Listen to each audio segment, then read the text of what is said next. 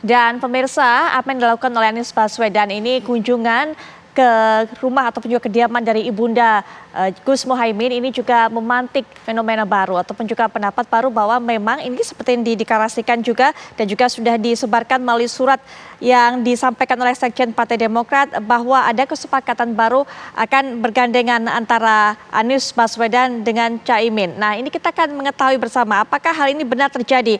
Kita sudah bersama dengan juru bicara Partai Demokrat, Mas Herzaki Mahendra Putra. Assalamualaikum warahmatullahi wabarakatuh. Selamat malam, Mas Herzaki. Ya, waalaikumsalam warahmatullahi wabarakatuh. Makasih Mbak Putri, selamat malam. Baik, Mas Herzaki, ini sudah beredar surat dari Sekjen Demokrat. Apakah betul seperti itu menjelaskan kronologi dan peristiwa yang juga terjadi bahwa saat ini sudah dipastikan bahwa Anies Baswedan ini akan menggandeng Caimin? Ya, ini info yang kami dapat ya dari kemarin sebenarnya. Kemarin malam kami dapat dari Pak Sudirman Said menyampaikan kepada tim 8 dari Demokrat, yaitu Bang Teguh Rifki dan Bang Evita, kalau Nasdem dan PKB sudah bersepakat untuk membentuk koalisi dengan capresnya adalah Anies Baswedan dan cawapresnya adalah Muhaimin Iskandar. Jadi mereka membentuk koalisi sendiri. Nah, memang sebelum ini kan tentu saja kabar yang sangat mengagetkan buat kami ya. Sangat yang tidak bisa diterima sebenarnya kalau menurut kami, karena kita kan sudah bersama-sama selama ini 1 tahun lebih menjalin kebersamaan dan setiap ada apapun kita komunikasi dengan baik.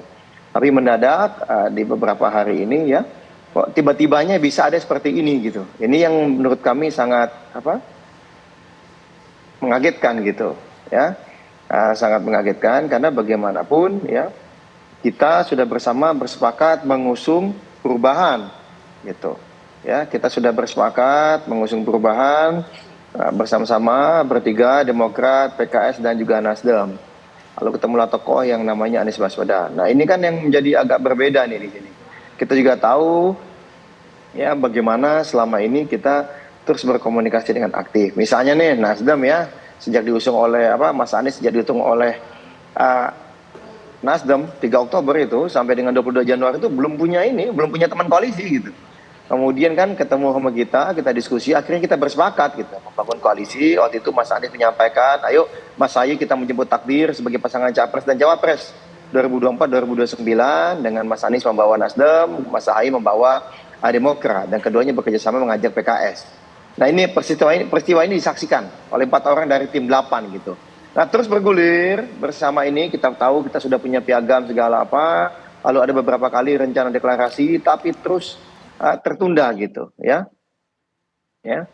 terus tertunda ya, terus nanti ya. Kalau bagi kami intinya begini, kami tidak menduga bagaimanapun ini kan bisa-bisanya teman koalisi, kalau bahasanya kan tadi kami baca ada residen bahasanya berkhianat gitu. Kenapa kami sampaikan ini berkhianat ya? Kemudian malah Bang Andi Arief menyampaikan ini pengecut berdarah dingin ya. Ini agak kaget juga kami dengan diksi-diksi ini.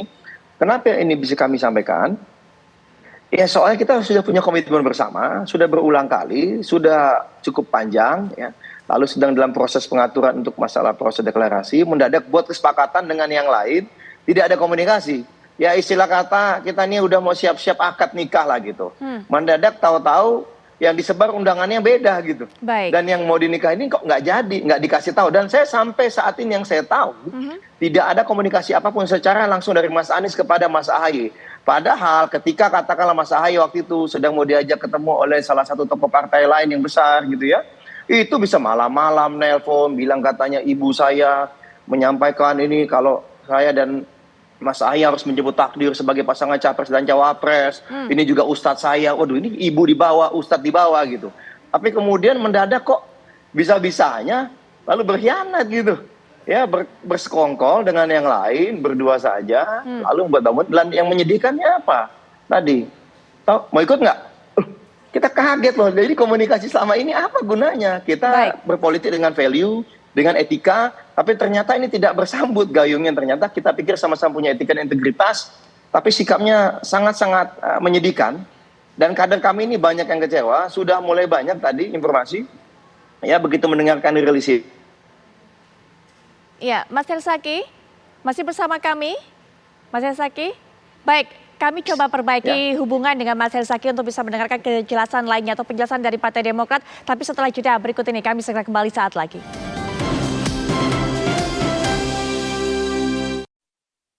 Pemirsa, kita kembali lanjutkan perbincangan kita dengan Mas Herzaki Mahendra Putra selaku juru bicara Partai Demokrat yang di segmen sebelumnya tadi sudah menjelaskan kepada kita bagaimana kemudian pernyataan dari pers Sekjen Partai Demokrat mengenai Anies Baswedan yang memilih Caimin sebagai bakal calon wakil presidennya dan dinilai oleh Partai Demokrat sebagai salah satu upaya pengkhianatan dari kesepakatan yang sudah terjadi. Kita akan mundur sejenak, Mas Herzaki, ke tanggal 24 Agustus. Pada saat itu dilakukan pertemuan, apakah kemudian Demokrat sudah melihat ada arahan dari Partai Nasdem untuk bisa mengubah kesepakatan bahwa Mas Ahaye yang akan mendampingi Anies Baswedan tapi sudah diajukan nama yang lain? Tidak ada, waktu itu kesepakatannya adalah lebih kepada fokus mengenai tanggal. Ya, kapan akan dideklarasikan. Ya, seingat saya, setahu saya bahwa waktu itu Demokrat dan PKS sudah bersepakat lebih cepat, lebih baik ya, kita ingin ada akselerasi. Di malam itu, setahu kami dalam pertemuan itu, Pak Surya Paloh kemudian menyatakan baiklah kita serahkan kepada tim 8. Nah, ini yang kami tahu. Lalu kemudian hal ini juga disampaikan kepada Bapak SBY ya, oleh Capres langsung, Mas Anies Baswedan ya. Itu di pertemuan tanggal 25 dengan Pak SBY, lalu kemudian di tanggal 26. Itu juga hal yang sama semua. Capresnya Anies, cawapresnya AHY, kita sedang mencari tanggal, kita ingin secepatnya dari Demokrat dan PKS, ingin jalan yang cepat ya. Tapi kemudian oke, kita segera nih lakukan persiapan. Ada beberapa opsi tanggal ya di awal September itu. Nah ya tentu kan Senin setahu kami tim 8 itu seharusnya berkumpul, berdiskusi untuk persiapan ini gitu. Tetapi mendadak setahu kami ada perubahan jadwal yang kami dapat informasi. Ya, termasuk juga buat hari Selasa. Ternyata Senin dan Selasa ada yang melakukan pertemuan sepihak. Ya, kalau tadi Siapa kita saja bicara itu, Mas? Anies berkhianat atau Nasdem berkhianat, ya. Siapa Setahu saja itu, Mas, kami, yang melakukan itu pertemuan adalah sepihak? teman-teman Nasdem dan dari PKB.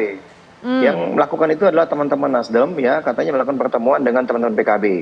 Itu yang kami tahu, antara rentang waktu Senin dan Selasa itu ada Pak Surya Paloh katanya langsung bertemu dengan Pak Muhaimin, bersepakat gitu. Lalu kemudian Mas Anies ikut juga, kemudian apakah ini di ruang terpisah atau misalnya hanya dengan Pak Surya Paloh, yang kami tahu ada pertemuan itu tanpa banyak timbang-timbang yang kami tahu ya, tidak ada saya tunggu dulu Pak sebentar saya sudah punya komitmen, kita kan sudah komitmen, nggak ada itu setahu kami ya, tapi langsung mengiyakan dan langsung bersiap-siap. Kenapa? Karena langsung diinformasikan dalam waktu 1x24 jam itu gitu ya. Kami agak kaget juga gitu bagaimana kita selama ini jalin komunikasi ya, dengan baik gitu ya kan, menjaga etika, bagaimanapun apapun ada pendekatan dari siapapun kami selalu sampaikan ya kan. Tapi ini mendadak buat koalisi sendiri ya, ini kan bagian dari proses lah. Kalau misalnya ternyata memang sejak awal kami maunya samain, silahkan gitu, jangan jadikan kita juga sebagai bahan mainan. Ini kan masyarakat sudah banyak menunggu, banyak yang menanti Anies Ahaye, baik yang sudah pasang di segala apa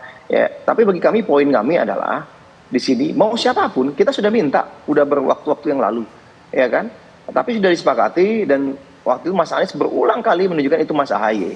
Kalau nanti ada yang bantahan, saya sengaja nih nggak mau mengungkap ada fakta-fakta yang saya detailkan di sini.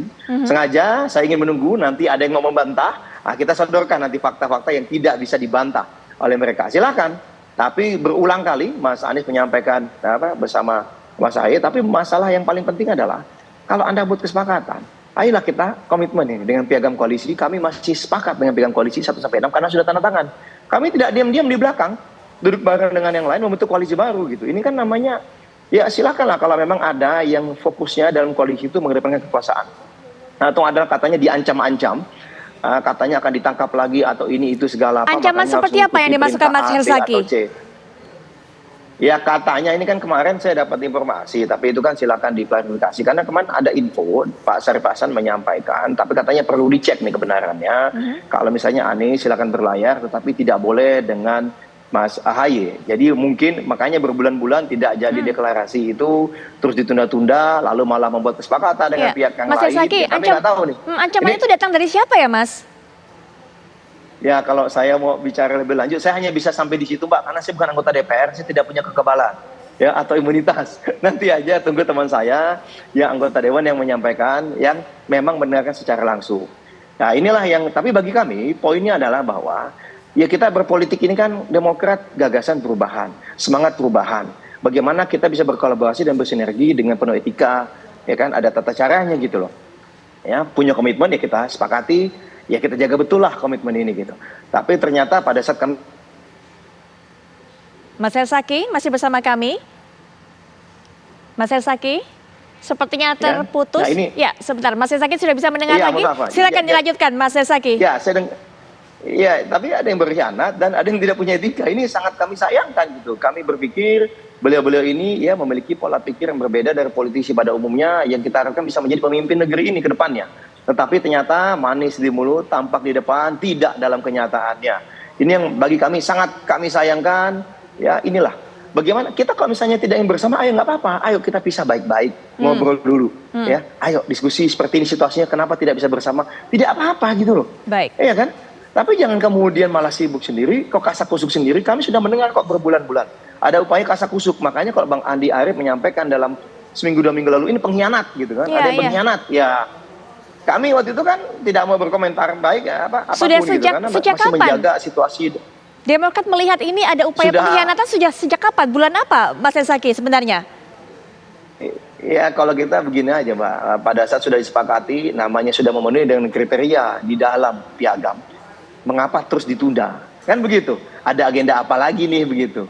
Dan tetap selalu ada 1001 alasan, nanti saja, padahal survei terus menurun. Tapi mungkin ini jalan Tuhan bagi kami, rakyatlah yang juga akan silakan menilai mana yang berpolitik untuk bangsa ini secara serius, untuk bangsa dan negara, penuh dengan etika, penuh dengan nilai-nilai, atau yang hanya sibuk bagaimana agar bisa maju atau selamat periuk nasinya. Nah ya mohon maaf, kalau kami tidak seperti itu, bukan politik pragmatisme, kami komitmen dan konsisten. Ya, kalau kami ditinggalkan, tidak apa-apa. Kami akan konsisten bersama rakyat memperjuangkan perubahan dan perbaikan. Tahan dulu Mas Hersaki, nanti kita juga akan dengarkan keterangan Mas Hersaki mengenai bagaimana langkah Demokrat berikutnya. Tapi kita juga sudah terhubung dengan Mas Burhanuddin Muhtadi selaku pengamat politik. Assalamualaikum warahmatullahi wabarakatuh. Selamat malam Mas Burhanuddin. Waalaikumsalam Putri.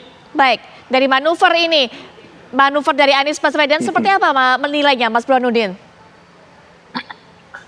Ya, ini ancaman serius ya bagi bubarnya koalisi perubahan, karena menurut saya salah satu saja partai pendukung koalisi perubahan hengkang, maka kemungkinan besar Mas Anies sulit untuk berlayar di 2024. Tentu dengan asumsi tidak ada kendaraan politik baru yang menjadi pengganti jika Demokrat keluar. Nah, sepertinya munculnya PKB sebagai salah satu opsi dengan menawarkan Caimin sebagai cawapres Mas Anies itu dianggap sebagai kompensasi kalau misalnya Demokrat keluar, PKB diharapkan bisa menambal kekurangan presidensial threshold. Tapi lagi-lagi ini ancaman yang serius meskipun belum didaftarkan, koalisi perubahan untuk persatuan layu sebelum berkembang. Jadi sebenarnya kita udah bisa memprediksi ya dari awal ada hubungan yang menurut saya cukup kurang harmonis ya antara Nasdem dan Partai Demokrat. Nah, kedua belah partai ini sepertinya belum ketemu terutama di dua hal. Satu adalah cawapres siapa yang ditunjuk untuk mendampingi Mas Anies. Yang kedua adalah timing. Kapan cawapres itu ditentukan atau diumumkan. Nah, keduanya ini sepertinya belum ketemu sampai akhirnya muncul dugaan bahwa Anies mulai pindah ke lain hati, terutama soal cawapres yang tidak lagi memprioritaskan Mas Ahaye tetapi Caimin. Nah, kalau misalnya Caimin jadi berlabuh ke Anies Baswedan, tentu satu implikasi ke koalisi pendukung Pak Prabowo, meskipun Pak Prabowo sekarang sudah cukup aman ya dengan bergabungnya Golkar dan PAN. Yang kedua adalah implikasi di koalisi perubahan itu sendiri. Saya kira dua hal itu yang akan menentukan apakah Anies Baswedan jadi menunjuk Caimin sebagai cawapres.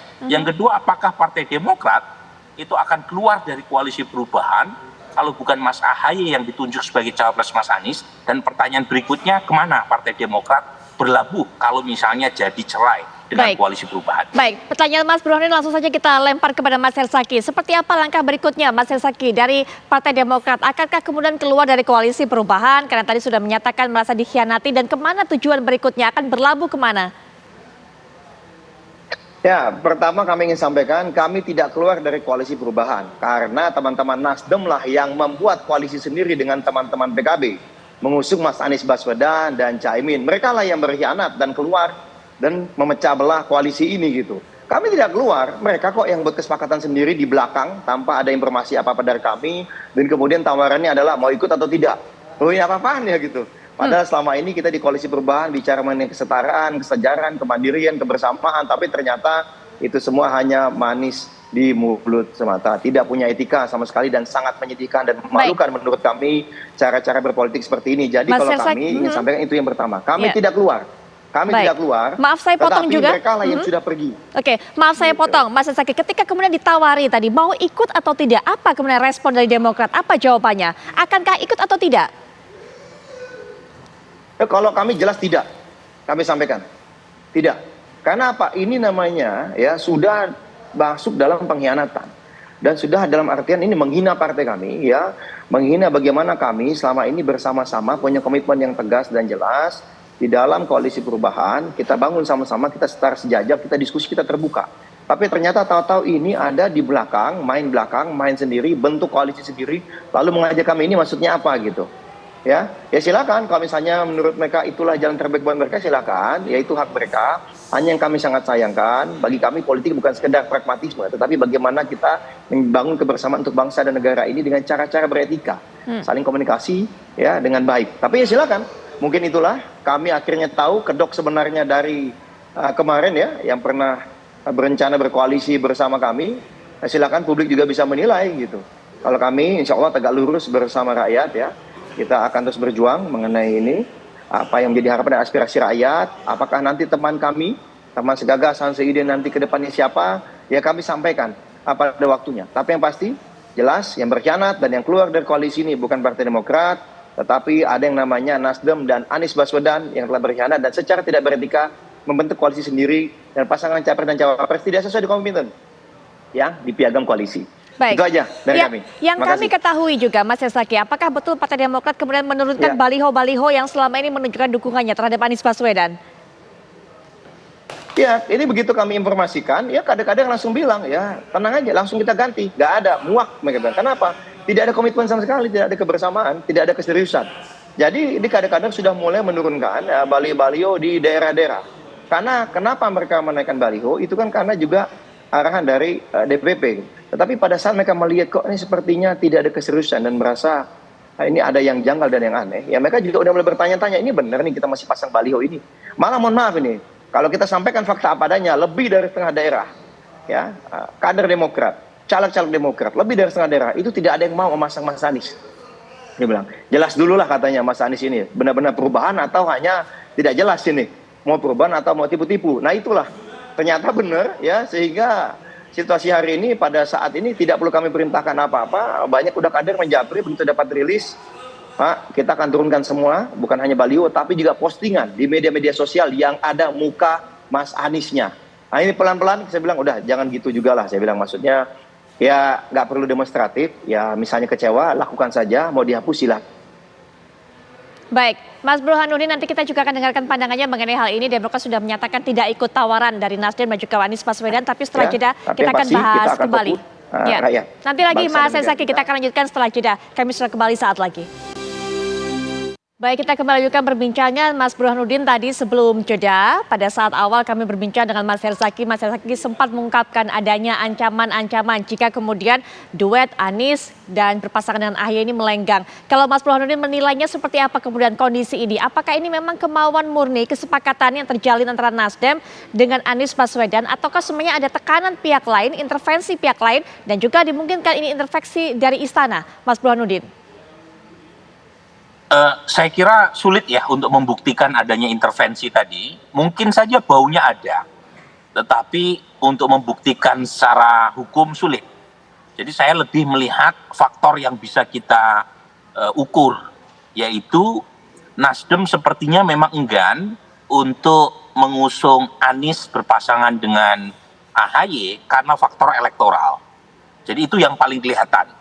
Karena kalau kita lihat dari argumen Nasdem adalah elektabilitas Anies di dua provinsi kunci yang notabene adalah basis NU, yaitu Jawa Timur dan Jawa Tengah, itu relatif sangat kurang. Bahkan di Jawa Tengah cuma 1 digit, di Jawa Timur sekitar 11-12%. Nah, artinya Nasdem merasa perlu pendamping Mas Anies yang kuat secara elektoral untuk menambal kekurangan elektabilitas Anies di 2 provinsi kunci yang merupakan basis NU. Nah, karena kurang dari 2 provinsi kunci, Nasdem kan kemudian memunculkan nama-nama yang terasosiasi dengan NU. Ada Hovifah, ada Yeni Wahid. Meskipun elektabilitasnya itu di bawah Mas Ahaye, tetapi mereka punya argumen 2 nama yang terasosiasi dengan NU ini diharapkan bisa menambah elektabilitas Anies Baswedan. Nah, masalahnya adalah yang muncul bukan 2 nama itu. Yang muncul adalah Muhaimin Iskandar. Yang lagi-lagi kalau misalnya masuk menggantikan posisi Mas Ahaye yang sebelumnya menjadi prioritas cawapres, tentu akan menambal atau mengkompensasi jika misalnya ya Demokrat tidak jadi mendukung Anies Baswedan. Dan jangan lupa Nasdem plus PKB itu udah cukup loh memenuhi presidential threshold. Cuma komplikasinya adalah Putri, satu, bagaimana nasib PKB di koalisi pendukung Pak Prabowo. Yang kedua, ini implikasi berikutnya yang menurut saya penting untuk diukur adalah apakah dengan bergabungnya PKB akan menambah elektabilitas Mas Anies? Nah, ini bisa ya, bisa tidak. Karena kalau dilihat dari pilihan capres atau cawapres, itu umumnya itu bukan berdasarkan kekuatan partai, tetapi kekuatan personal. Nah, per hari ini Gus Muhaimin ini secara personal itu kurang kompetitif, jauh di bawah Mas Ahaye. Tetapi kendaraan partainya yaitu PKB itu cukup seksi memang, terutama di Jawa Timur dan Jawa Tengah. PKB di Jawa Timur cukup dominan, meskipun selisihnya tipis dengan PD Perjuangan. Tetapi belum tentu basis massa PKB akan mendukung pasangan Anies Gus Muhaimin, karena variabelnya banyak, yaitu variabel personal tadi yang tidak semata-mata karena faktor elektabilitas partainya. Nah, dalam teori namanya split ticket voting. Nah, fenomena ini sangat mungkin terjadi.